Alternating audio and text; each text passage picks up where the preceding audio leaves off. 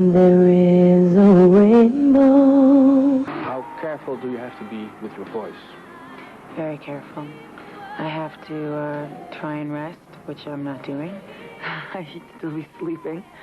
Try not to talk, which I'm doing.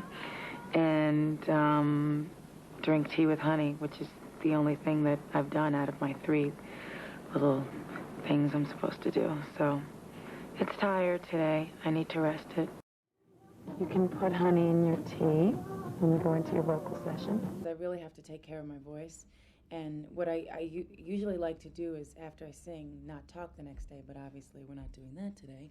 But, you know, I mean, because the show is so demanding on me vocally, it's not easy to just go and do, like when people do a big tour, they usually do night after night, and I can't do that because I won't do that and put that much stress on my voice.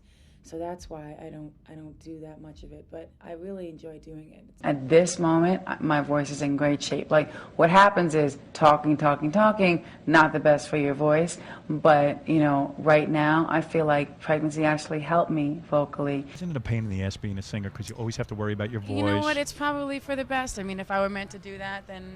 Yeah, but don't you find that, like, I know, even like using my voice to talk every day, you got to sit there and like always worry, am I in good voice today? Maybe I better get some more sleep and all that. Definitely. It's a big pain in the ass, right? Yeah, it is. Especially when you're on tour, you can't do anything. Yeah, that's why the tour thing is it's great because you get the feedback, but it's also kind of, I got to stay in bed for 2 days and and the band's voice. out having a good time. Yeah, right. It's a pain in the ass. Yeah. You drink? Do you party at all, Mariah? Do I drink? Yeah.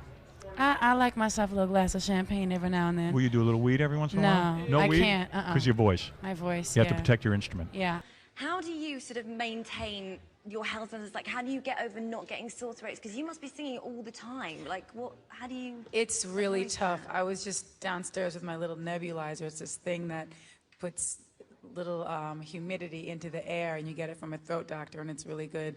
I was going to bring it up here, and I was like, no, they'll look at it and be like, what does she have in her hand? But and I was looking at it's Diana when she was going to the throat doctor. I do the same thing, just regular checkups and have them monitor it because you really can't do anything about it. If you get laryngitis, you just have to shut up. Yeah. It's not even don't sing, you just can't talk. And Write that's it the all only way, down. writing notes. That's what I do, vocal rest. He's got a unique instrument, but a delicate instrument, and it needs to be looked after. Vocal rest requires 14 hours of sleep, no talking, regardless of the day of the show, so that way her voice can be like preserved and ready to sing. Like we have like a thing where we have flashcards and all the things that she likes to say. I can't even know what to say. Her voice is definitely something that needs to be nurtured and protected. So what Dr. Kessler says goes. Got to keep your nose open so you can breathe through your nose. Keep your tongue salivating and all juicy. Keep everything moist and juicy inside. And then It's gotta be juicy. That's it. It's got to be juicy. You know, doing that, getting up and singing all those songs every day is so strenuous on my voice. It's like really, really difficult. And I had a cold half the time when I did the show in LA. I didn't think I was going to be able to go on because with me, it's like the whole entire show is based upon my voice, basically. You know what I mean? I mean, I try to make it exciting, tried to have good lighting. I had, you know, a few, you know, dancers there and, you know, the great choir and the singers and all that adds to the excitement of the show. But really, people are coming there to hear me sing. So, and you know, stupid me made all my songs so hard to sing. So every song is like, you know, a showstopper. So it's kind of like really hard to go out and do that. I couldn't do it night after night. Unplugged was really like the first concert I'd ever done. And people were waiting to hear, like, can she do this?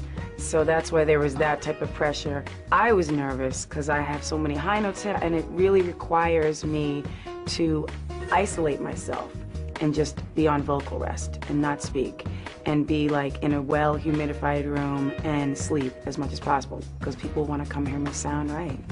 I'm not going to go out there and be a mess. Oh, do you do anything to keep your beautiful voice? Try to sleep when I can, which isn't always possible, and just rest it as much as you can, right? Yeah. You know? Try to rest your voice, and I drink tea with honey. I don't know what, I'm sure you drink tea with honey. Tea, same thing. Most singers do that. And just try not to be in smoky places. That bothers my throat a lot. That's the most important thing, to avoid some of the things that really can damage the quality of your voice temporarily, but nonetheless damage it. Like cigarettes, cold drinks, and air conditioning. But getting a cold too. Oh, you mean getting? Oh, yeah, that's the worst. That's the worst. Yeah, because it clouds up your whole whatever this area is, and you can't hear as well. You try to prevent things that are gonna be harmful, but you can't always. It doesn't always work. So this is where my steamer's not on yet because I'm not ready. Oh, it's on? So careful with the camera because this skirt's short. But I lie here for the show, like after I get all my nonsense done, hair and makeup and everything, and I steam my voice. See, Mariah, I should start doing this, steaming my voice. Steam. Take a breathe from the diaphragm and cleanse. My throat doctor told me to do it, so I do it. But I think it's good. Luther Vandross told me too, so. Luther don't lie. It runs through your body, doesn't it? Yeah, it's tingling my fingers. What time of the year is your voice at its best? Well, I don't really acknowledge the seasons fully because I like to be in the warm weather most of the time, except at Christmas. And then I like a white, snowy Christmas. So I would say whenever I'm in a climate like this, like right now we're in Miami, it's very warm and by the sea, so that's a great thing for a singer to have humidity and warm weather.